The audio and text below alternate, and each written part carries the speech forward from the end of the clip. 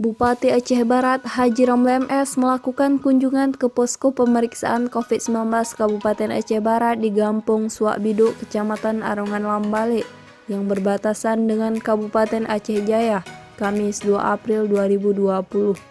Dalam kegiatan tersebut, Bupati memberikan secara simbolis masker dan hand sanitizer kepada Kepala Dinas Kesehatan Aceh Barat untuk diberikan kepada petugas posko COVID-19 di wilayah tersebut. Selain itu, Bupati juga meninjau kesiapan petugas medis di posko COVID-19 tersebut dalam memonitor setiap orang yang masuk ke wilayah Aceh Barat dengan memeriksa asal dan suhu badan pengemudi.